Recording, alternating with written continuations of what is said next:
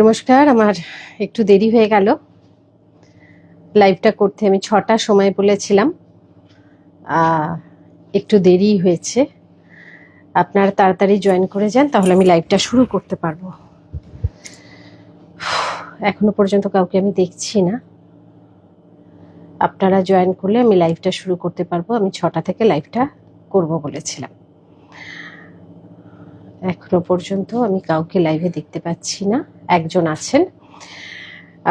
আমার বক্তব্যটা দিয়ে শুরু করি। আমাকে অনেকে 4জন অলরেডি জয়েন করে গেছেন। আমাকে অনেকেই জিজ্ঞাসা করছিলেন একটা কথা, যে রাহুলের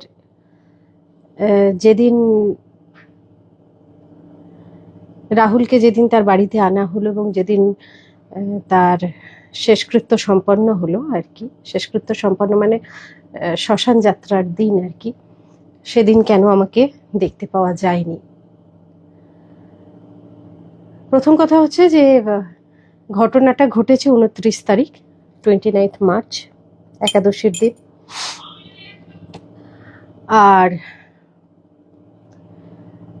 আমার 30 তারিখ উড়িষ্যা যাওয়ার ছিল, এটি বিশেষ কাজে অনেক দিন আগে থেকে। তো 30 তারিখ ভোরবেলা আমাকে বেরিয়ে যেতে হয়। আমি রবিবার ফিরেছি, এবং তার থেকেও বড় কথা হচ্ছে যে ওটা আমি পারতাম না, আমার পক্ষে সম্ভব নয় যে ওইখানে গিয়ে দাঁড়ানো বা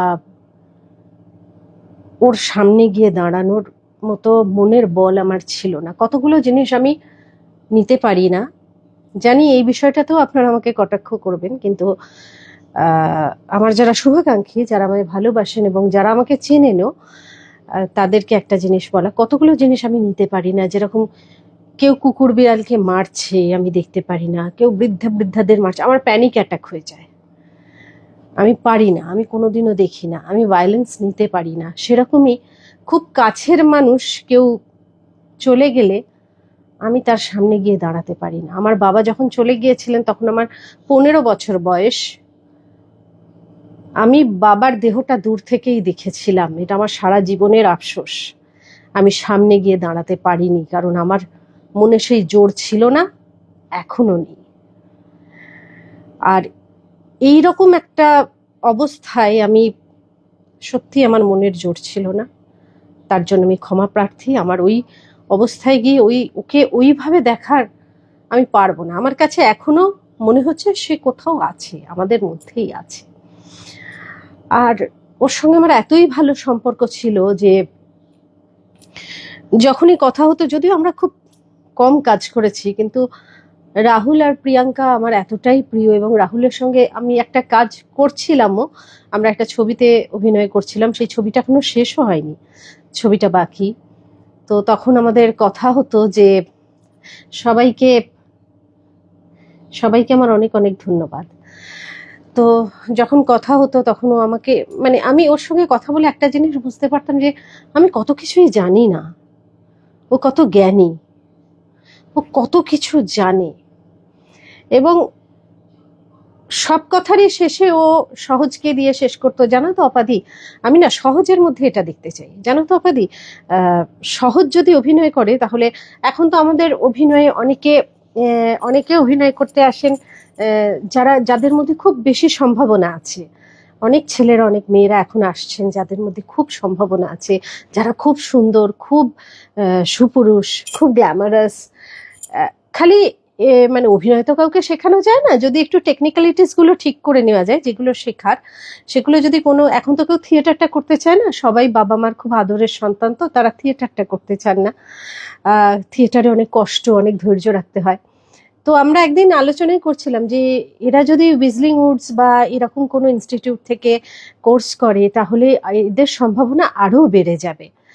এবং ও আমাকে বিভিন্ন ধরনের কথা বলতো, এবং সহজ যদি অভিনয় করতে চায় তাহলে তাকে কিভাবে গাইড করাবে, কোথা থেকে কোর্স করাবে, কি কি করালে উচিত হবে, ওর মধ্যে যে মোরালিটিস গুলো সেগুলো কিভাবে রেখে দেওয়া যায়, কিভাবে ইমপ্লান্ট করা যায়, সেই নিয়ে অনেক কথা হতো।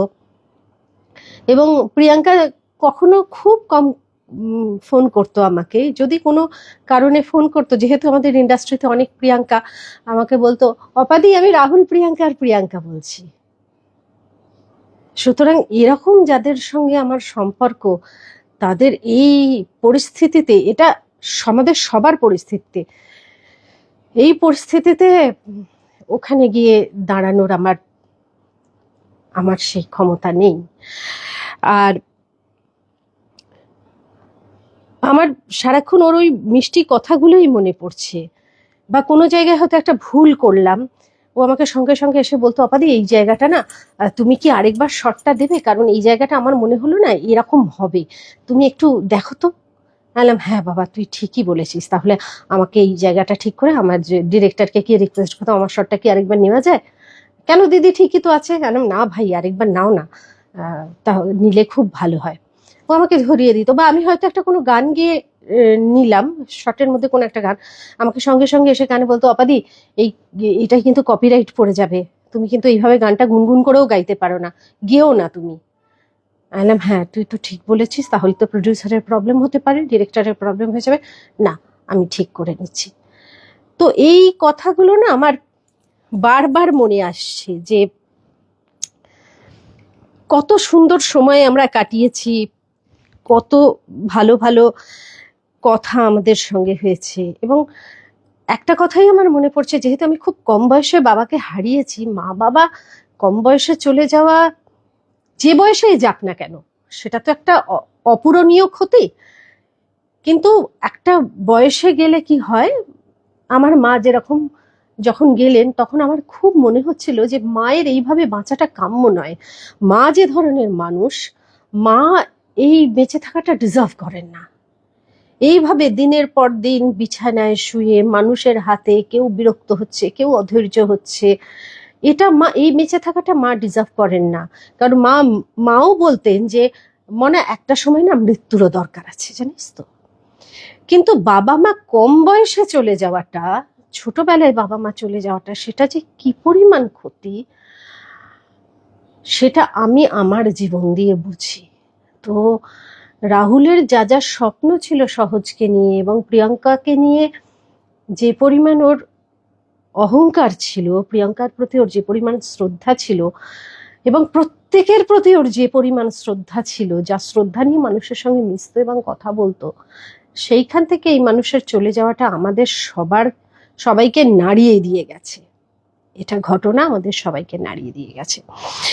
আজকে কতগুলো জিনিস আমি আপনাদের সঙ্গে শেয়ার করতে চাই, যেটা হচ্ছে, এই যে এত বড় দুর্ঘটনাটা ঘটলো, সবাই এখন খুব সতর্কতা নিয়ে কথা বলছেন।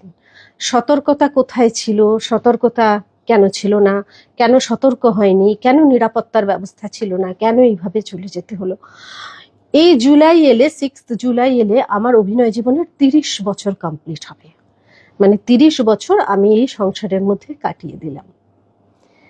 আমি যখন প্রথম অভিনয় করতে এসেছিলাম, তখন আমাদের কোনো শর্ট দিতে গেলে, বিশেষত আমি একটা সিরিয়ালের কথাই বলবো, তখন একটা ধারাবাহিক নয় বোধহয়, তখন তো উইকলি হতো, মানে সপ্তাহে সপ্তাহে সিরিয়াল দেখানো হতো, সেরকম একটা সিরিয়ালে আমায় একটা সাপ নিয়ে দৃশ্য ছিল।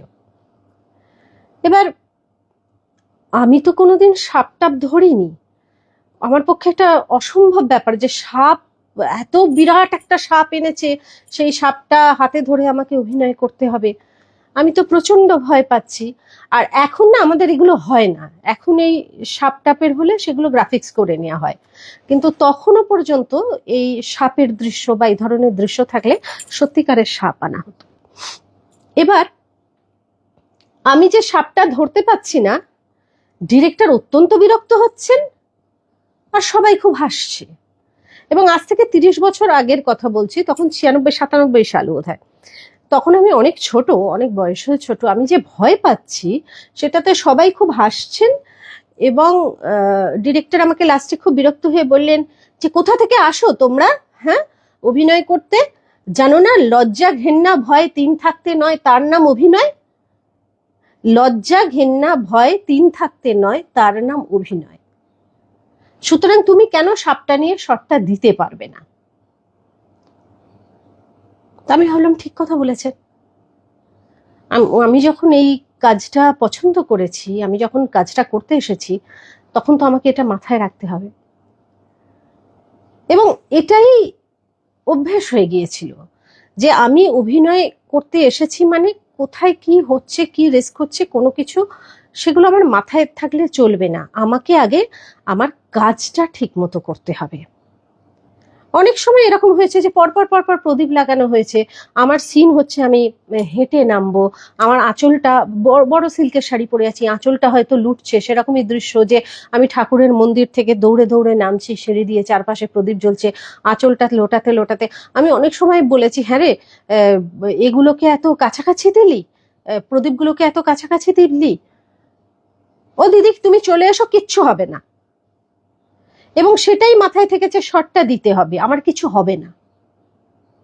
সবসময় ভেবেছি সত্যিই তো ঠিকই বলেছে, আমার কিছু হবে না। বা অনেক সময় এরকম হয়েছে যে আগে যেটা, এখন যেটা অনেক সুন্দর করে একটা হোটেল হয়েছে বাওয়ালির দিকে, আগে যখন ওখানে ওটা একটা বিরাট জমিদার বাড়ি ছিল, এখন তো হোটেল হয়ে গেছে, ওখানে প্রায়ই শুটিং হতো।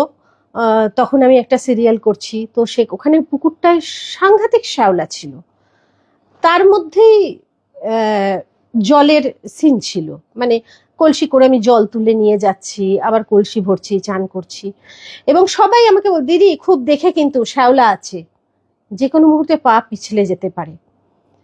এবং এই সাবধানগুলো সবসময় কিন্তু টেকনিশিয়ানরাই করেছেন আমাদের।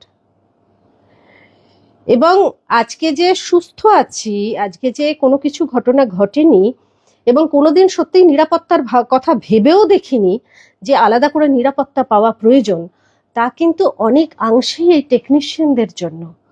কারণ যখনই কিছু হয়েছে তারা বলেছে আমরা আছি, যখনই কিছু মনে হয়েছে, যখনই কোনো কিছুতে ভয় দেখে পেয়েছি বা কোনো কিছু হয়েছে, তখনই ওরা কিন্তু বলেছে যে দিদি একদম ভয় পেও না, আমরা আছি। এবং হয়তো কোথাও কেটে গেছে, প্রায় দিনে শুটিং এর একটা অঙ্গ, এখানে কাটবে, ওখানে ফাটবে, এখানে কারেন্ট লাগবে, এগুলো হচ্ছে শুটিং এর অঙ্গ। আমি যখন প্রথম শুটিং করতে আসি মনোরমা কেবিন, তখন মেঘনাথ দা আমাকে একটা কথা বলেছিলেন যে অপরাজিতা, তুমি যেখানে শুটিং করছো এটা হচ্ছে যৌতুক-গৃহ, যখন যে কোনো কিছু হতে পারে, দেখো এত ইলেকট্রিকের তার, এই ফ্যান চলছে, অমুক হচ্ছে। এবং অনেক সময় এটা হয়েছে যে তখন আগে তো আমাদের ফ্লোর এসি ছিল না, আমাদের ফ্যান চলতো, বড় বড় ফ্যান ছিল, এবং আমাদের বিরাট চুল ছিল, সবাই বলতো চুলগুলো সামলে। অনেক সময় হয়েছে আর্টিস্টের চুল ফ্যানে জড়িয়ে গেছে, তা থেকে বিশাল অ্যাক্সিডেন্ট হয়েছে, অনেক ক্ষেত্রে হয়েছে, কোনোদিন কেউ সেভাবে ভাবেইনি। একবার বিদীপ্তারই হয়েছে, ও শুটিং এ এত চোখে জোরে ওকে কারেন্ট মারলো, হসপিটালাইজড হলো, বাঁচবে কিনা কোনো ঠিক ছিল না। হ্যাঁ, আবার এই যে বড় বড় চুল ছিল, আমাদের সবসময় বলতো যে তুফানের সামনে দিয়ে যাওয়ার সময় চুলগুলো ঠিক করে যাও, চুলগুলো ঠিক করে যাও, খোপা বেঁধে নাও, চুল কিন্তু জড়িয়ে যাবে। এইভাবে কিন্তু সবসময় টেকনিশিয়ানরাই আমাদের সাবধান করতো। বা কোথাও একটা ফেটে গেল, কেটে গেল, কিছু বলে প্রোডাকশন, হ্যাঁ এনে দিচ্ছি, এনে দেওয়ার আগেই তারা হয় ব্যান্ডেড বার করে দেওয়া, না হলে কোনো ওই করলে অ্যান্টাসিড বার করে দেওয়া, না হলে সবসময় তারাই করেছে, তারাই করে। আমরা একটা পরিবার। আজকে আপনারা আমাদেরকে যেভাবে হিসেব করতে চান, আর্টিস্টদের যেভাবে কথা বলেন, যেভাবে সফট টার্গেট হিসেবে আমাদেরকে বিভিন্ন ধরনের কটাক্ষ করেন, আপনাদের না আমাদের পরিবারটা সম্বন্ধে কোনো ধারণা নেই। আপনারা যারা বাইরে থেকে কথা বলেন, আমরা হচ্ছি পৃথিবীর মধ্যে একটা আলাদা পৃথিবী। আমরা এই জগৎ সংসারের এই যে ইন্ডাস্ট্রি, যে কোনো ইন্ডাস্ট্রি, ফিল্ম ইন্ডাস্ট্রি একটা আলাদা জগৎ, আলাদা পৃথিবী, আলাদা আইডেন্টিটি। আজকে আমি যখন বাড়িতে থাকি তখন আমার একটা সত্তা, আমি একটা সাধারণ মানুষ, আমি একটা বাড়ির বউ, আমি একটা বাড়ির মেয়ে, আমি, কিন্তু আমি যখন আমার কাজে যাই তখন আমি একটা আলাদা সত্তা। যার জন্য আমরা সবসময় বলি যে এই আমাদের ইন্ডাস্ট্রিটা হচ্ছে, এটা পৃথিবীর মধ্যে একটা পৃথিবীর, এখানে ইকুয়েশন আলাদা, এটা এখানে সবকিছুই আলাদা। সুতরাং আলাদা করে দাগিয়ে দিলে বা আলাদা করে এটা কেন হয়নি এই প্রশ্নটা তুললে হবে না, কারণ এটা এইভাবেই চলে এসছে। আজকে এত ইন্টারভিউ তো আপনারা দেখেন, এত জার্নালিস্ট আমাদের প্রশ্ন করে শুটিং এ কি হয়েছিল, কিরাম হয়েছিল, ওই দৃশ্যটা কেমন হয়েছিল, অমুকের সঙ্গে অভিনয় করার অভিজ্ঞতা কিরাম, কি খাওয়া দাওয়া হলো, কি গল্প হলো। কোনোদিন কোনো জার্নালিস্টকে প্রশ্ন করতে শুনেছেন যে এই যে শুটিংটা করছিলে এখানে সতর্কতামূলক কি কি ব্যবস্থা নেওয়া হয়েছিল? কারণ তাদেরও কোনোদিন মাথায় আসেনি, তারাও কোনোদিন এই প্রশ্নটা করেননি যে তোমরা যে শুটিংটা করছিলে কি খাওয়া দাওয়া হয়েছে, হয়েছে এর মধ্যে কোথায় খেললে, কি ক্রিকেট খেললে, কেন করলে, এই সমস্ত কিছু তার মধ্যে কোনোদিন কাউকে প্রশ্ন করতে দেখেছেন আচ্ছা তোমরা যে শুটিংটা করছো এতে সতর্কতা কি কি নেওয়া হয়েছিল? আমায় তো কেউ কোনোদিন করেনি আমার 30 বছরের জীবনে। অন্য কাউকে করে থাকলে সেটা আলাদা ব্যাপার, আমায় কখনো কেউ করেনি। সুতরাং এই যে সেফটি মেজারমেন্টের ব্যাপারটা, এটা সত্যিই আলাদা করতে আমাদের করে কোথাও নাড়া দেয়নি। কারণ আমরা প্রথম থেকে যখন এসেছি তখন বুঝেছি লজ্জা ঘৃণা ভয় 3 থাকতে নয়, তার নাম অভিনয়। এবং এটা এইভাবেই চলে, এটাই প্রসেস। এবং আমার চারপাশে যারা আছেন তাদেরকে আমায় বিশ্বাস করতে হবে, কারণ তারাই হচ্ছে আমার বল। এটাই আমরা ভেবে এসেছি। আজকে থিয়েটারেও কিন্তু সেটাই শেখানো হয় যে তোমার চারপাশে যারা আছে তারাই কিন্তু তোমার বল, তোমার সমস্ত কিছু। আজকে থিয়েটারেই বলা হয় যে কো অ্যাক্টরকে সবসময় বিশ্বাস করবে, কারণ সেই হচ্ছে তোমার শক্তি। আমার কো অ্যাক্টর আমার শক্তি, আমার টেকনিশিয়ানরা একটা শক্তি। সুতরাং আলাদা করে সত্যি আমরা ভাবিনি, যেটা এই মুহূর্তে দাঁড়িয়ে ভাবছি। কারণ সমস্ত কিছুর ফিলোসফি চেঞ্জ হতে হতে যায়। একটা সময় আমি এই যে তালসারিতেই আমার ঘটনা ঘটেছে, তখন আমার বিয়ে হয়নি, কিন্তু আমার মানে এখন মানে আমার স্বামীর সঙ্গে আমার ওখানেই পরিচয়, ওই শুটিংয়েই পরিচয়। তো তার আগে মাধ্যমিকের পর আমি একবার তালসারি গিয়েছিলাম, একই ঘটনা ঘটেছিল। পরবর্তীকালেও এই ঘটনা যেটা রাহুলের ঘটেছে ঠিক সেম ঘটনা। ওই রকমই একটা ম্যাজিক লাইটের শুটিং হচ্ছে, তখন 4:45 বাজে। শটটা নেওয়া হচ্ছে, নীল মুখার্জি আর আমি ছিলাম, আমরা দুজনে, আমার মাও ছিলেন সেই শুটিংটা। ও বালির এক প্রান্তে, ওই যে চড়াটা নিয়ে তো কথা হচ্ছে, চড়াটার এক প্রান্তে বসে আছে, আমি চড়াটার এক প্রান্তে বসে আছি। লম্বা একটা ট্রলি করেছে ক্যামেরাম্যান, ট্রলিটা আস্তে আস্তে আস্তে গিয়ে আমাকে ছেড়ে ওকে ধরছে, তারপরে দেখা যাচ্ছে আমরা দুজনে একসাথে বসে আছি, আমাদের মিল হয়ে গেছে। সেই মুহূর্তে যেই শটটা শেষ হয়েছে সঙ্গে সঙ্গে সমুদ্রের জল বাড়তে আরম্ভ করেছে, আর এদিক থেকে সুবর্ণরেখার জল বাড়তে আরম্ভ করেছে। একই হয়, আর কোনো জলের চিহ্ন মাত্র থাকে না, দুম করে জলটা গলা অব্দি চলে যায়। এবার আমাকে ম্যানেজার বলছে অপা ছোট। এবার আমি তো ওই জলের মধ্যে দিয়ে ছুটছি, আমিও ছুটছি, আমার মাও ছুটছি, আমার মানে নীলও ছুটছে, আমরা সবাই ছুটছি।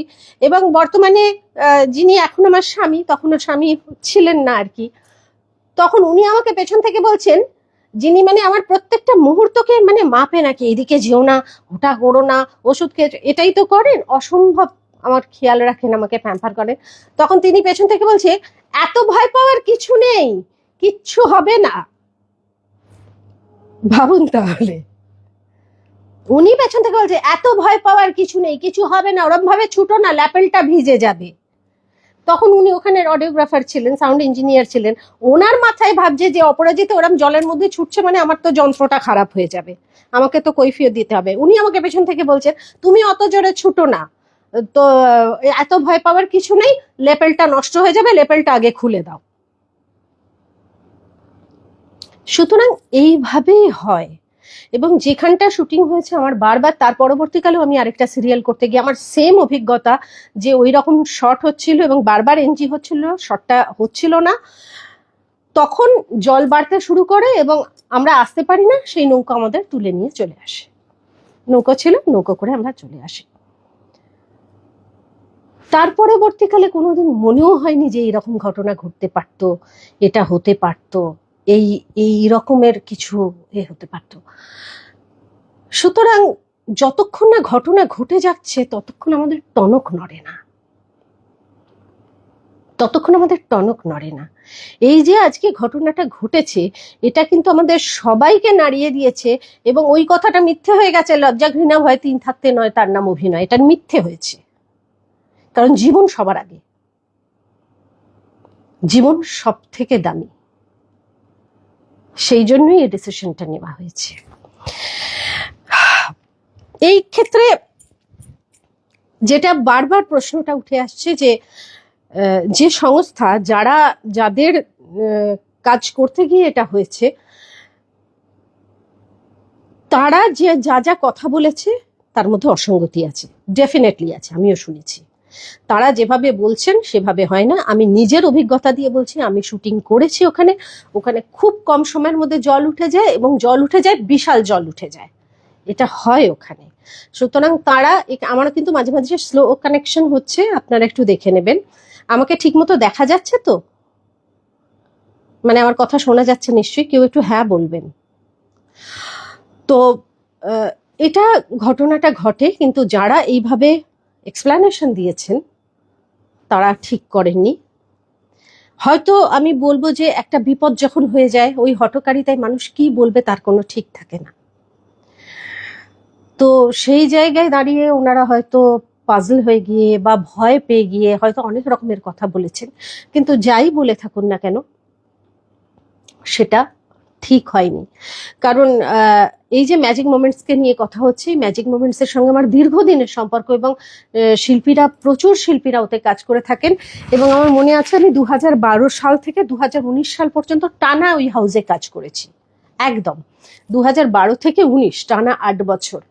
এবং 2012 সালে আমি যখন ওদের কাজ করতে ঢুকি জলনূপুর, তখন আমার ননদের ছেলে হয়েছিল, ননদ তখন চাকরি করতো। তখন আমি ওদেরকে বলেছিলাম যে আমাকে এই সিরিয়ালটাই নিলে একটাই মুশকিল হচ্ছে যে আমার কিন্তু সকালবেলা ছেলেটাকে দেখতে হয়, আমি ওইভাবে ছেড়ে আসতে পারি না, কারণ যিনি দেখাশোনা করেন তার উপর খুব একটা ভরসা করতে পারি না। আর আমার শাশুড়ি সেই সময় রান্না টান্না করেন, রাজ্যের কাজ থাকে, সুতরাং বাচ্চাটাকে আমাকে দেখতে হয়, আমি 2টোর আগে কিন্তু শুটিংয়ে ঢুকতে পারবো না। ওনারা কিন্তু তাই মেনে নিয়েছিলেন।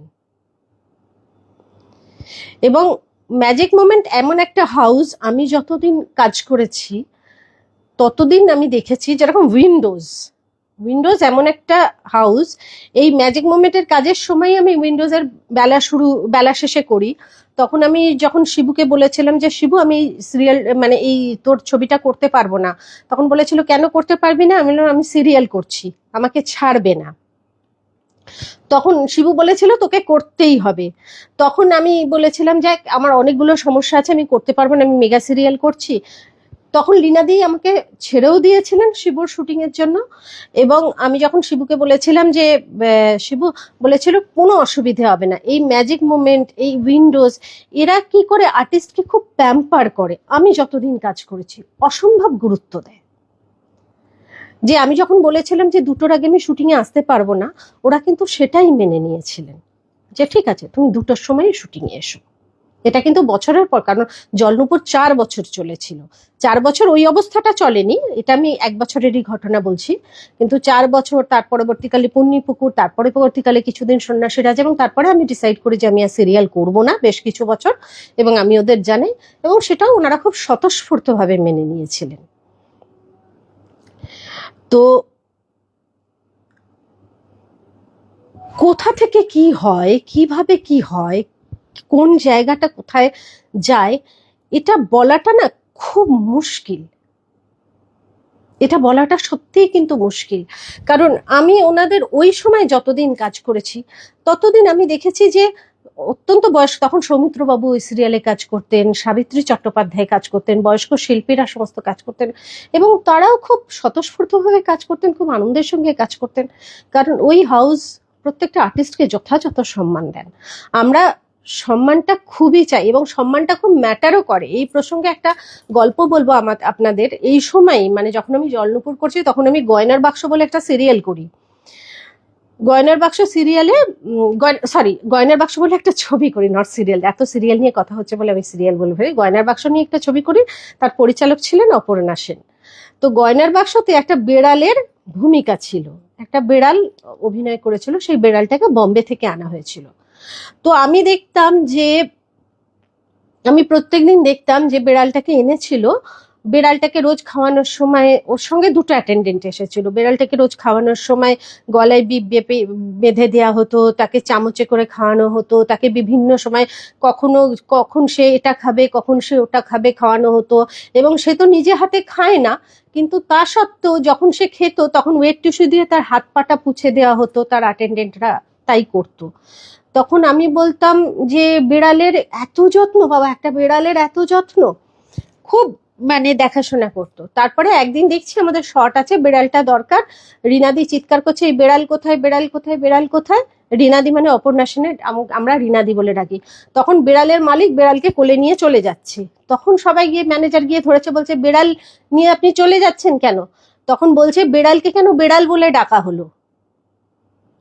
ওর নাম কালিকা প্রসাদ, ওকে ওর নামে ডাকো, ওর তো সম্মান দরকার। ও যে কাজটা করছে, আজকে এই বেড়ালটার বাবা অন্য ছবিতে কাজ করেছে, মা অন্য ছবিতে কাজ করেছে, এর একটা পেডিগ্রি আছে। সুতরাং ওর নাম হচ্ছে কালিকা প্রসাদ। ওকে যদি তোমরা কালিকা প্রসাদ বলে না ডাকো, বেড়াল বলে ডাকো, তাহলে কিন্তু আমি বেড়াল নিয়ে চলে যাব, বেড়ালকে আমি অভিনয় করতে দেব না। সেই জিনিসটা আমাকে কিন্তু খুব নাড়া দিয়েছিল যে আমাদের প্রফেশনের নাম এবং সম্মানটা খুব জরুরি। আমাদের যারা যথাযথ সম্মান দেন তাদের কাজ কিন্তু আমরা অনেক প্রতিবন্ধকতা সত্ত্বেও করে দিই। পয়সা কম হলেও করে দিই, কষ্ট করে করে দিই, দিনরাত খেটে করে দিই। কিন্তু সবকিছুর ঊর্ধ্বে গিয়ে হচ্ছে মানুষের জীবন। সেই মানুষের জীবনটা যদি সম্মান না পায়, মৃত্যুর পরে যদি সে সম্মান না পায়, তার মৃত্যুটা যদি সম্মান না পায়, তার মৃত্যুকে নিয়ে যদি নানা ধরনের কথা হয়, তাহলে এত দিনের যে রেপুটেশন সেগুলো সব মিথ্যে হয়ে যায়। আজকে আমি এইটাই হচ্ছে মানুষের জীবনের সব থেকে বড় ট্র্যাজেডি, যে আমি সারা জীবন হয়তো একটা ভালো সম্পর্ক একজনের সঙ্গে মেনটেন করলাম, একদিনের একটা ঘটনায় কিন্তু সম্পর্কটা শেষ হয়ে যায়। তখন যে সারা জীবন করেছি সেটা মিথ্যে হয়ে যায়। এটা দেখবেন আমাদের প্রত্যেকের জীবনে ঘটে, যে আমরা সারা জীবন একটা মানুষের জন্য হয়তো অনেক করলাম, বা একটা মানুষ আমাদের জন্য অনেক করলাম, একদিনের এমন একটা মিথ্যাচার হলো, এমন একটা ঘটনা ঘটলো যে সেখানে সম্পর্কটা নষ্ট হয়ে গেল। সেটাই হচ্ছে প্রধান। এক্ষেত্রেও কিন্তু সেটাই হয়েছে, যে এত ধরনের কথা হয়েছে, এত কিছু হয়েছে, যে যাদের সঙ্গে এটা হয়েছে, যাদের পরিবার থেকে, যে পরিবার এইরকম একটা, যাদের পরিবারের এরকম একটা লস হয়েছে, যাদের পরিবারের এরকম একটা ক্ষতি হয়েছে, তারা তো তাদের মেনে নেওয়া তো ছেড়েই দিন, তারা তো মেনে নিতে পারবেনই না, এবং আমরাও কেউ মেনে নিতে পারছি না। সেই জন্য আর্টিস্ট ফোরাম এবং ফেডারেশন আমরা কিন্তু সেসব, আমি বললাম না আজকে যে আমি ভালো আছি, আমি যে সুস্থ আছি, আমি যে কথা বলছি, তার সিংহভাগ কিন্তু টেকনিশিয়ানদের জন্য। তারা কিন্তু আমাকে হেল্প করে এসেছেন। আমি একজন টেকনিশিয়ানের বউ, আমি যে 30 বছর সংসার করছি সেটা কিন্তু একজন টেকনিশিয়ানের সঙ্গেই করছি। সুতরাং এইখানে আর্টিস্ট টেকনিশিয়ান সবাই এক হয়েছেন, কারণ তারা এটা মেনে নিতে পারছেন না, কেউই এটা মেনে নিতে পারছেন না। এবং বড়রা যারা আমাদের সঙ্গে আছে, যারা আমাদের গার্জেন, যেরকম রঞ্জিত দা, বুম্বা দা, চিরঞ্জিত দা, ঋতুদি, আরো সবাই, শান্তি দাদা, এনাদের সবার বক্তব্য হচ্ছে যে এইটা জানাটা খুব দরকার, এবং এই জানাটা সহজেরও খুব দরকার। সহজ যাতে না একটা ভুল ধারণা নিয়ে বড় হয়, এবং সহজকে, সহজের বন্ধু বান্ধবরা যাতে ভুল ধারণা করে একটা অন্যরকম কথা না বলতে পারে কোনোদিনও। তারা না সহজকে বলতে পারে যে তোমার বাবা তো শুটিং শেষ হয়ে গিয়েছিল, তার কো অ্যাক্টরের সঙ্গে গল্প করতে করতে সমুদ্রে গিয়ে ডুবে গিয়েছিল। এটা তাদের প্রাপ্য নয়। কারণ আমি যদি আমার কাজের জায়গায় মারা যাই, সেটা আমার কাছে অত্যন্ত অহংকারের। আমি যদি কাজ করতে করতে মারা যাই, আমি সবসময় চাই যে আমি যেন আমার কাজের জায়গায় মারা যাই। তাহলে মানে আমি আমার কাজের জায়গায় মারা গেলাম বলে আমি শহীদ হলাম, তার সম্মানটাই অন্যরকম।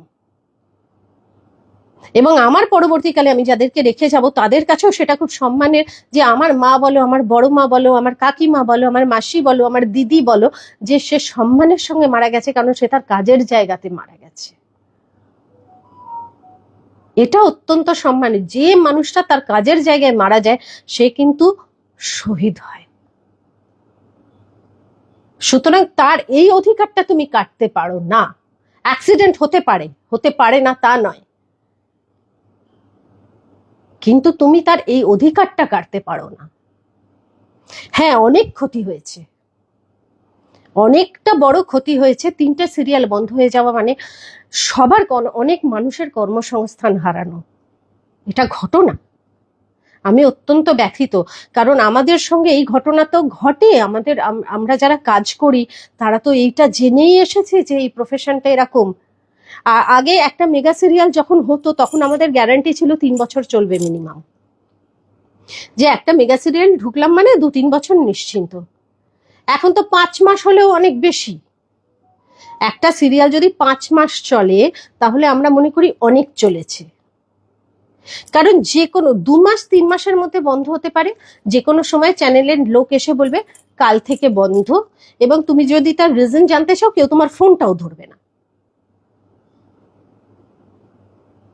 আজকে আর্টিস্ট ফোরামকে তো তবু বলতে পারছেন যাদের অভিযোগ আছে যে আর্টিস্ট ফোরাম কেন এরকম একটা ডিসিশন নিল, এবং আর্টিস্ট ফোরাম তো অত্যন্ত মর্মস্পর্শী একটা ডিসিশন নিয়েছেন, কারণ এই মেয়েটার এই জাস্টিসটা দরকার, আমাদের এই জাস্টিসটা দরকার, এবং আমাদের এই যে সেফটি মেজারমেন্টগুলো নেওয়া হয়েছে এগুলো সবার দরকার এখন দাঁড়িয়ে। এটা আমাদের সবার, যারা বলছেন তাদের জন্যও দরকার, প্রত্যেকটা আর্টিস্ট প্রত্যেকটা টেকনিশিয়ানের জন্য। কিন্তু চ্যানেল যখন এসে বলে যে কাল থেকে আর শুটিং হবে, এবং তারা যথাযথ, কারণ একটা চ্যানেল যখন ডিসাইড করে, মানে কেউ যখন ডিসাইড করে যে কাজটা আর চালাবে না, বা এই কাজটা চালানো সম্ভব হচ্ছে না, বা এই কাজটা তারা ব্যবসা দিচ্ছে না, তারপরে যদি তারা 7 দিন শুটিং করে সেটা তো ভীষণ খরচ সাপেক্ষ, কারণ শুটিংটা তো বিশাল খরচ। সুতরাং সেটা যত তাড়াতাড়ি বন্ধ করা যায় ততটাই তাদের শ্রেয় মনে হয়, এবং এটা বিজনেসের দিক দিয়ে একদম ঠিক। বা প্রডিউসারে যখন মনে করেন যে এই কাজটা আমাকে ব্যবসা দিচ্ছে না, বা এই কাজটার জন্য আমার অসুবিধে হচ্ছে, বা এই কাজটা স্লট চেঞ্জ করে দিলে আমি এটা চালাতে পারবো না, মানে আমার পক্ষে চালানো সম্ভব, তখন আসে তার তড়িঘড়ি করে গুটিয়ে নেয় 1-2 দিন বা 1 সপ্তাহের মধ্যে। তার কারণ হচ্ছে তার মনে হয় যে সেটা খুব খরচ সাপেক্ষ, আর কেন খরচা করব, এটা তো মনে হয়। খেতে পারবে না, আমার কি হবে, আমার সামনে কাজ নেই, আমার সংসার চলবে না, এই বলে তো কেউ থেমে থাকে না। আমার সঙ্গেই হয়েছে, আমি লাস্ট যে সিরিয়ালটা করছিলাম, এই ম্যাজিক মোমেন্টারি সিরিয়াল জল থই থই ভালোবাসা, আমাকে বলা হলো যে তুমি 11 দিন ছিলে না চ্যানেলের, মানে মানে হর্তাকর্তা ব্যক্তি যারা যারা এইচআরে আছেন, মানে বড় পোস্টে আছেন, এবং কলকাতার বাইরে যারা আছেন তারা খুব অসন্তুষ্ট হয়েছে। আমি বললাম অসন্তুষ্ট হওয়ার তো কিছু নেই, সিরিয়াল যখন শুরু হয়নি তখন আমি বলে দিয়েছিলাম আমার 11টা ডেট নেই, আমার ছবিতে দেওয়া আছে, তো এখানে তো অসন্তুষ্ট হওয়ার কিছু নেই। না এরম করলে হবে না, অপরে যেত, তুমি লিড করো, তুমি আগামী 3 মাসের ডেট দাও। তখন আমার যা যা কাজ ছিল, যা যা কমিটমেন্টস ছিল, সমস্ত কিছু সরিয়ে কি হবে না হবে যাদের সঙ্গে ইনিশিয়াল কথাবার্তা চলছে, আমি 3 মাসের ডেট দিয়ে দিলাম, এবং সবাইকে না করেই দিলাম। তার ঠিক 2 সপ্তাহের মাথায় সিরিয়ালটা বন্ধ হয়ে গেল, এবং তার কোনো রিজন নেই, তার যে টিআরপি নেই এরকম নয়, তার যে মানে শেয়ার নেই এরকম নয়, সমস্ত কিছু আছে, কিন্তু সিরিয়ালটা বন্ধ হয়ে গেল। কেন? কোনো উত্তর নেই, প্রডিউসারের কাছেও কোনো উত্তর নেই, কারোর কাছেই কোনো উত্তর নেই। এটা নাকি চ্যানেলের ওপর মহল থেকে ডিসাইড করেছে। আমরা এটা জেনে এই যে সিনেমাটা করছিলাম, রাহুল করছিল, যেটা অর্ধেক হয়ে আছে, যে হঠাৎ একদিন শুটিং হতে হতে কাল থেকে শুটিংটা বন্ধ, কেন? প্রডিউসার পয়সা দিতে পারছে না, এখনো দেয়নি, ছেলেটা তো চলেই গেল, এখনো দেয়নি।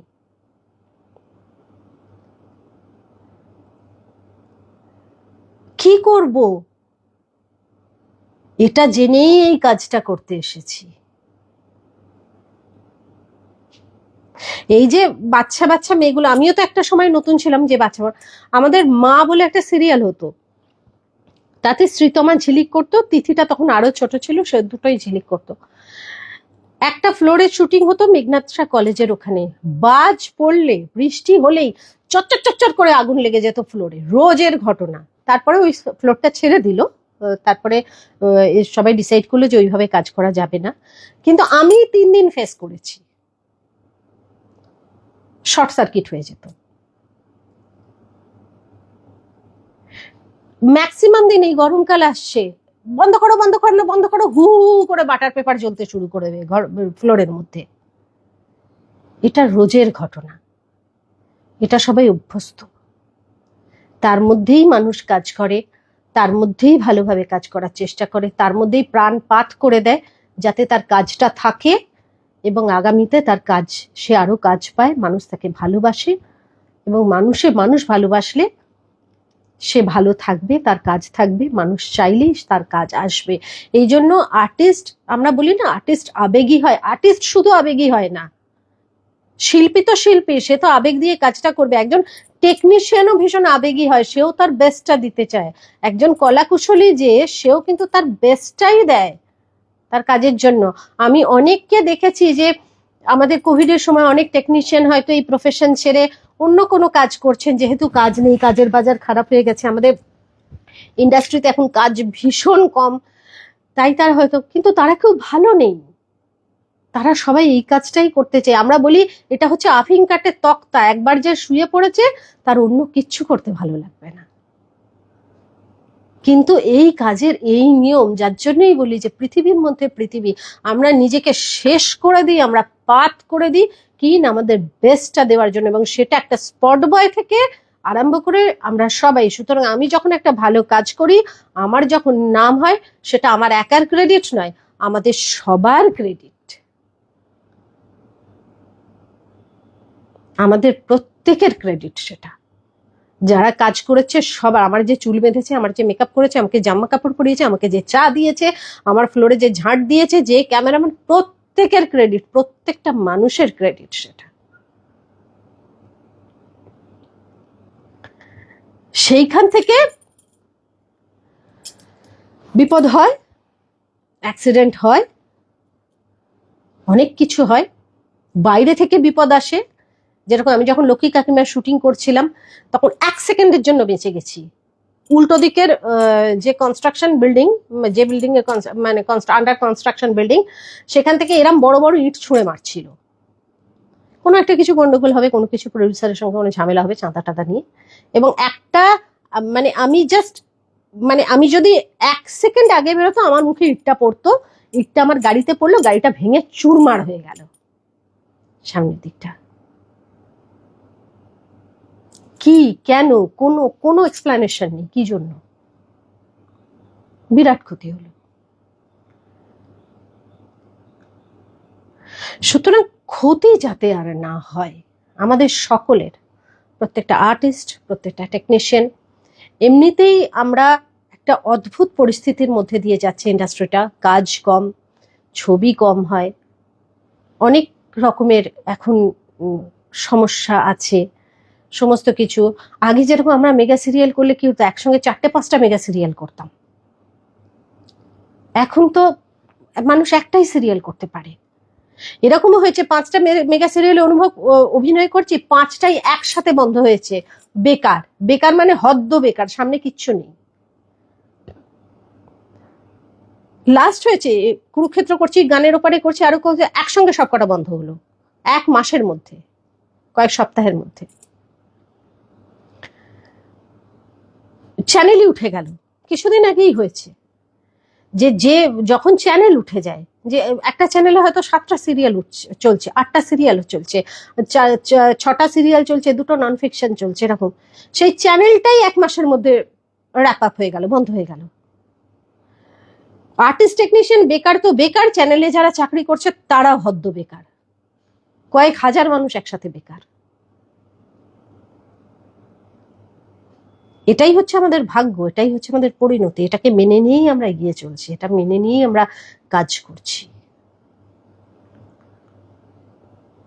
সুতরাং আজকে যে ঘটনাটা ঘটেছে সেটা অত্যন্ত দুর্ভাগ্যজনক আমাদের সঙ্গে যেটা ঘটেছে, যে এইরকম একজন আর্টিস্টকে, এইরকম একজন মানুষকে আমরা হারিয়েছি, তার পরিবার হারিয়েছে, আমরা হারিয়েছি, এবং সে তাকে হারিয়ে সে আমাদের কিন্তু অনেক কিছু শিখিয়ে দিয়ে গেছে, অনেক কিছু শিখিয়ে দিয়ে গেছে। যে সবটা দাও, তুমি যাকে সবটা দিচ্ছ তারও দায়িত্ব হচ্ছে তোমাকে সবভাবে সুরক্ষা দেওয়ার। যার জন্য তুমি সবটা দিচ্ছ তারও দায়িত্ব হচ্ছে তোমাকে সুরক্ষা দেওয়ার। সুতরাং যারা এই ডিসিশন নিয়েছেন, রঞ্জিত দা, বুম্বাদা, ঋতুদি, পিয়াদি, অনেকে, এবং ফেডারেশনের পক্ষ থেকে স্বরূপ বিশ্বাস, তাকে আমি কুর্নিশ জানাই, কারণ ফেডারেশন এমন একটা সংগঠন টেকনিশিয়ানদের যারা অত্যন্ত সংঘবদ্ধ, একজোট হয়ে থাকেন, এবং তারা কিন্তু সহজে সবকিছু মানে না। তারা যখন ওনাকে প্রতিনিধি হিসেবে মানেন তাদের, তার মানে ওনার প্রয়োজনীয়তা আছে বলেই মানে। সেই জন্য আজকে সবাই মিলে এই উদ্যোগ নিয়েছেন। এই উদ্যোগ থেকে আগে যখন 24 ঘন্টা কাজ হতো সিরিয়ালে, টেলিভিশনে যখন 24 ঘন্টা কাজ হতো, আমরা শুধু বাড়িতে স্নান করতে আসতাম, তারপরেই আবার দৌড়তাম। প্রত্যেকে অসুস্থ হচ্ছিল, আর্টিস্ট থেকে টেকনিশিয়ান থেকে। সেই সময় কিন্তু অনেকের ক্ষতি হয়েছে, অনেকে মারা গেছে। তখন কিন্তু যখন এই আর্টিস্ট ফোরাম থেকে উদ্যোগ নেওয়া হয়েছিল যে শুটিংটা 14 ঘন্টা করা হবে, তখন সবাই এর বিরোধিতা করেছিল যে কি করে হবে, 14 ঘন্টার মধ্যে কি করে হবে, কি করে এপিসোড জমা দিব, দিচ্ছে তো, পারছে তো।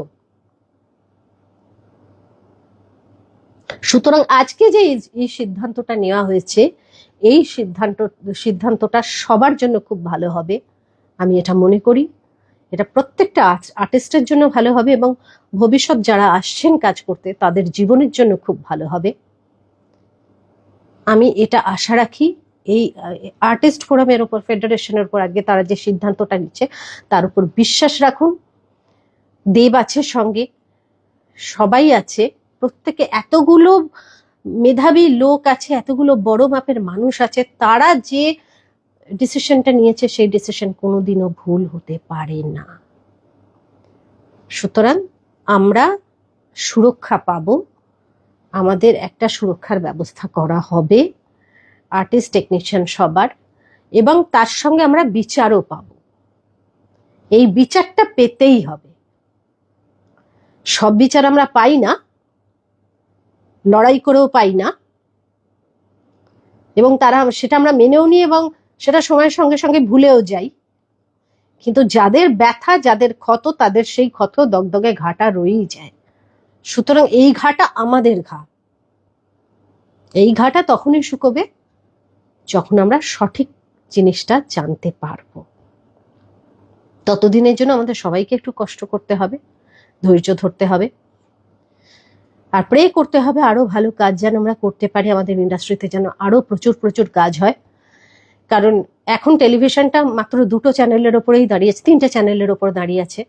আগে যেরকম অনেকগুলো চ্যানেল ছিল, অনেক মানুষ কাজ করতে পারতো, এখন সেই সংখ্যাটা কমে গেছে বলে মানুষের সত্যিই কষ্ট। আর্টিস্টদের যেরকম কষ্ট, আর্টিস্টরা যেরকম, আমি যেরকম এতদিন কোনোদিনও বসে থাকতাম না, আমি যেভাবে এখন বসে থাকি, আমি এতদিন কোনোদিনও বসে থাকতাম না, কারণ কাজ এত কম হচ্ছে, সেই জন্য আমাকেও বসে থাকতে হচ্ছে। আমিও অনেক দিন করে বসে থাকি এবং সবাই বসে থাকেন, এটা খুব কষ্টের, এবং যারা বসে থাকেন তারাই জানেন এটা অত্যন্ত কষ্টের।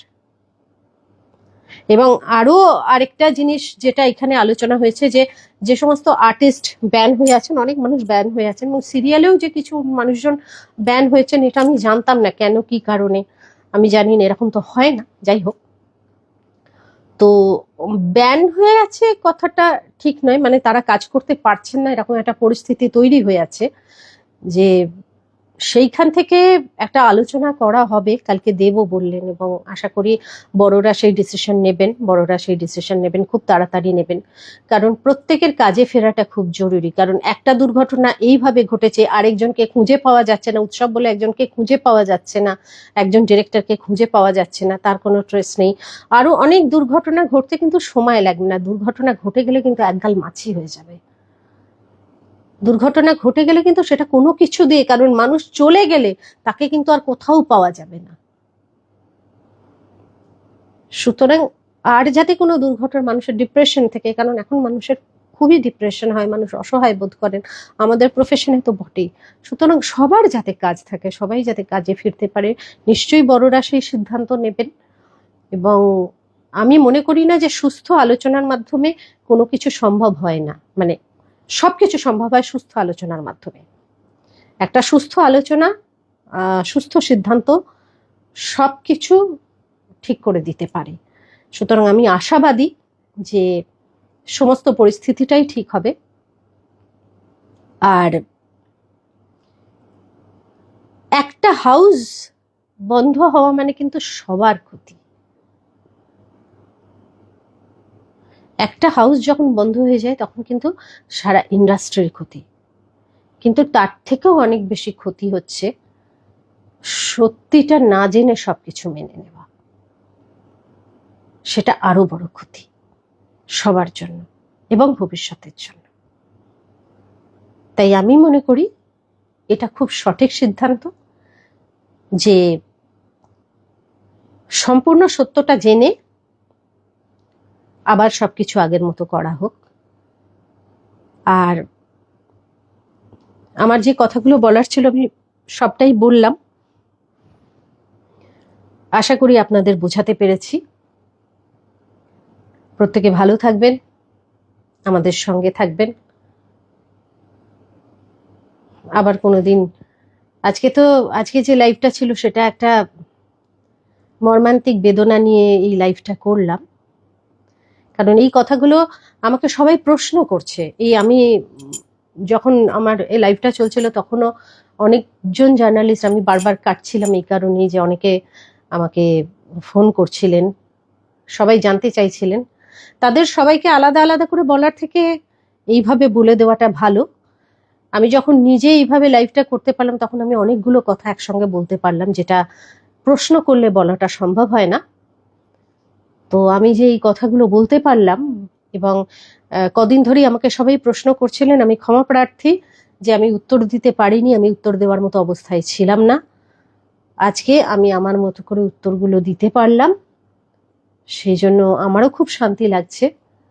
প্রত্যেকে ভালো থাকবেন, সুস্থ থাকবেন, সাবধানে থাকবেন, কারণ সাবধানতা হচ্ছে সব থেকে বড়।